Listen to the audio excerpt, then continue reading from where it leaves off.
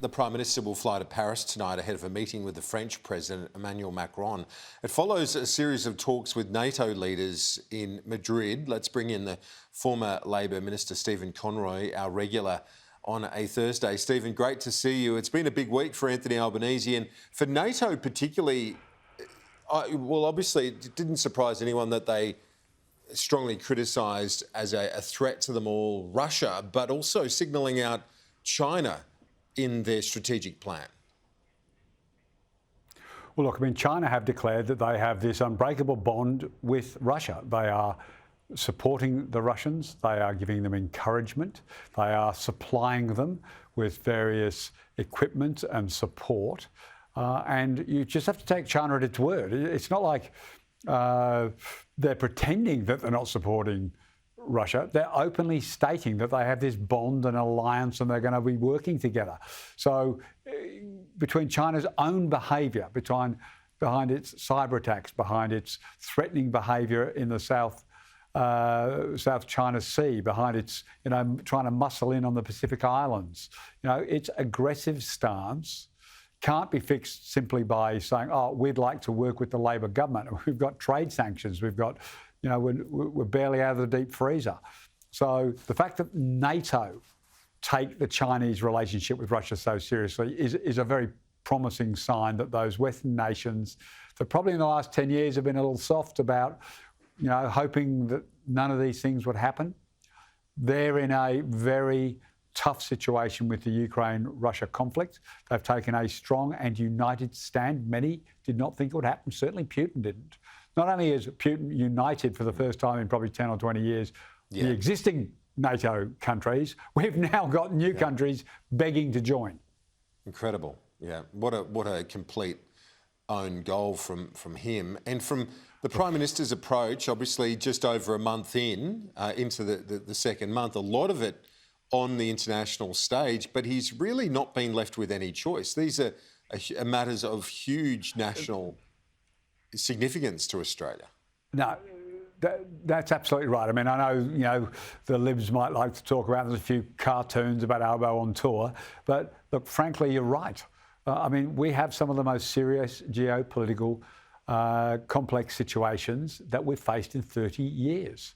And we need to send the message that Australia stands with our NATO allies. Australia stands with the Western democracies against, unjustified invasions. We need to send a strong message to China that the world is now watching China and its behaviour. It's China that made the decision to align with Russia. No one made them.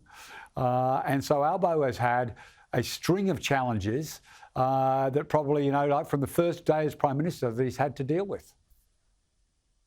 One of the things that's helped on the international that engagement, certainly with Europe, among others, the Pacific, of course, as well, has been the more ambitious climate policy. It seems almost palpable, the positive response on that front, and no doubt helps him as he heads to Paris as well.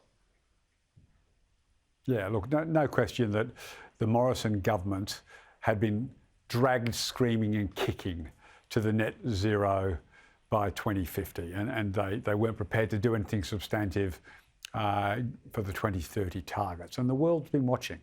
Morrison was in there with basically only Trump. Every other conservative leader in the Western world, particularly, Boris Johnson is a spear carrier for the climate change push. So you can see that the welcoming, not just in the European countries, but the work that Penny Wong's been doing in the Pacific over the last month, again, demonstrates that Australia's changed position on, net zero by 2050 and its willingness to engage with our near neighbours has lifted Australia's standing. And finally, on the energy front, we've got this roadmap now for the next 30 years from AEMO.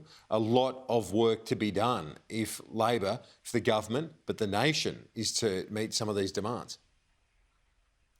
Well, that's right. I mean, the thing that was missing with the Morrison government was that it talked the talk, but it was weighed down by the Barnaby Joyces, the National Party, and some very recalcitrant members of its own backbench saying no, no, no. So they pretend they were interested in creating a pathway forward.